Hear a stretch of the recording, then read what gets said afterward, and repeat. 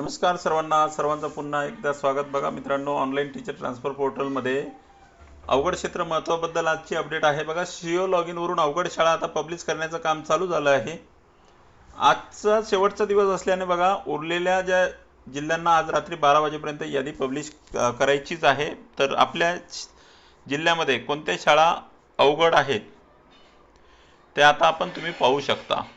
ठीक आहे, उद्यापासून सर्व जिल्ह्यात सगळ्यांना बघायला भेटणार आहे। मात्र तुम्ही आजही बघू शकता, इथे 3 रेषेला जाऊन इथे डिफिकल्ट एरियाजमध्ये गेल्याच्या नंतर इथे बघा तुम्हाला शाळांची नावं दिसतात। इथे डिफिकल्ट आहे का 2022 मध्ये नाही, 2025 मध्ये नाही। इथे हे पहिले 10 शाळा दिसतात।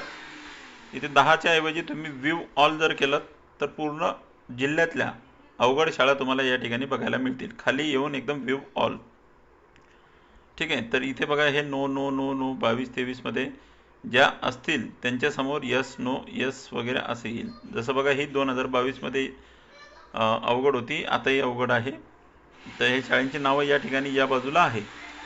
तर याची मदत नक्कीच तुम्हाला होईल। बघा कशा पद्धतीने बघायचं ते या ठिकाणी तुम्हाला बघायला मिळेल। इथे काटोल, इथे तालुक्याची नावं आहेत काटोल, इथे कळमेश्वर, त्याच्यानंतर हे सावनेरमध्ये ही एक शाळा आहे।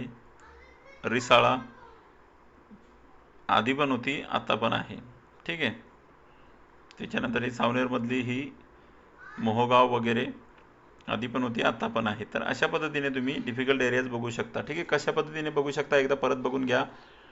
तुम्ही डॅशबोर्डला लॉग इन केल्याच्या नंतर इथे 3 रेषेला जाऊन इथं तुम्ही जायचं आहे डिफिकल्ट एरियाजमध्ये गेल्याच्या नंतर इथे तुम्हाला पहिले 10 शाळांची यादी दिसेल।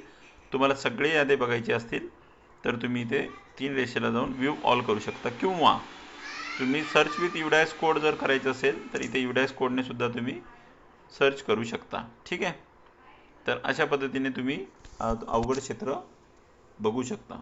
चला मग भेटूया पुढच्या व्हिडिओमध्ये।